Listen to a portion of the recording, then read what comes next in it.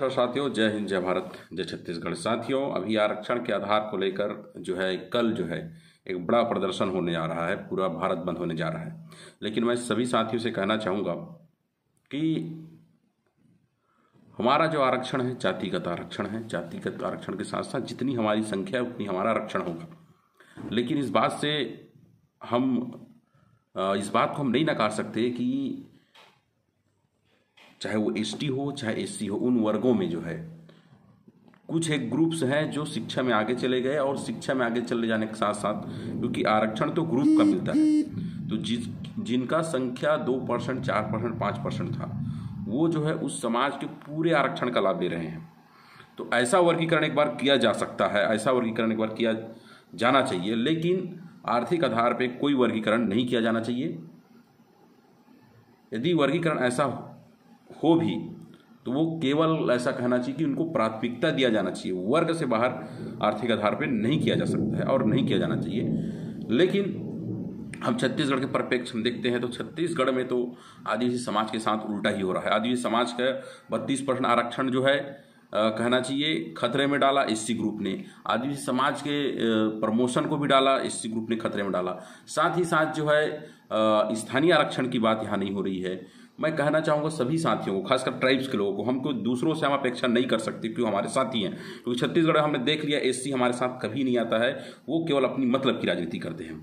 तो आदिवासी समाज के लोग जितने भी कल आंदोलन प्रदर्शन में शामिल होंगे, वो सभी जो है आदिवासी समाज के हक अधिकार की बात करें, चाहे वो जमीन का मामला हो, 32% आरक्षण का मामला हो, स्थानीय आरक्षण का मामला हो, प्रमोशन में आरक्षण का मामला हो, साथ ही साथ जो फर्जी जाति प्रमाण पत्र के आधार पर नौकरी कर रहे हैं उनको निकालने की बात हो, जो ट्राइबल होकर भी नॉन ट्राइबल बन गए हैं, जो गैर आदिवासी हो गए हैं और जाति प्रमाण पत्र के आधार पर जो आदिवासियों का ही लाभ ले रहे हैं, उनको भी जो है उनका जाति प्रमाण पत्र निरस्त किया जाना चाहिए। इन सभी विषयों पर जो है आदिवासी समाज को बढ़ चढ़कर बात करनी चाहिए। आदिवासी समाज के हक अधिकार की बात कल होनी चाहिए, नहीं तो ये केवल और केवल आप इस्तेमाल होंगे कि आपको एसटी एससी एकता के नाम पर एक जगह लाया जाता है, और जब आपके हक अधिकार की बात आती है, जब आदिवासियों के हक अधिकार की बात आती है, तो आदिवासियों से किनारा कर लिया जाता है।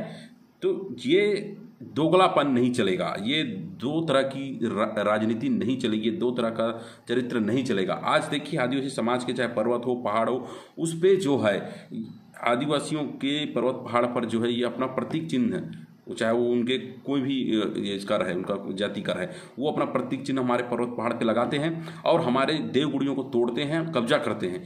ये काम वो कर रहे हैं, वो दिख रहा है। एकता केवल और केवल जो कहना चाहिए, एकता ऐसा नहीं होता है कि आप जो है हमारे समाज के देवगुड़ी को तोड़ें, आप हमारे आरक्षण के खिलाफ काम करें, आप हमारे हक अधिकार के खिलाफ काम करें, और आप एक दिन जो है कोई एक आदेश आ गया और उसमें आप बोले कि सब लोग एक हो जाइए, तो ऐसा नहीं होता है। एकता की लाइन जो है सबकी भावनाओं को लेकर, सबकी भावनाओं का कदर करके वो मतलब कदर करते हैं, तभी एकता है। और दोहरा चरित्र वाले ये कोई एकता की बात नहीं होती है, ये दोगलापन होता है। तो छत्तीसगढ़ के आदिवासी युवा साथी इस बात को विशेष ध्यान रखें। हमको नुकसान हुआ था मेडिकल सीटों में, हमको इसको नहीं भूलना चाहिए। हमको 2 साल तक हमको कहना चाहिए, हमको 20% का आरक्षण लिए थे हम लोग, इसको हमको नहीं भूलना चाहिए। हम अपने हक अधिकार की बात करें, हम अपने विषय की बात करें, हम इनके साथ जाके अपना नुकसान ना कराएं, क्योंकि इनके साथ जाने से हमको नुकसान है, अभी हो रहा है और हुआ है। तो इसलिए मैं कहना चाहूँगा साथियों कि आँख कान खुला रखिए, धोखे में मत आइए।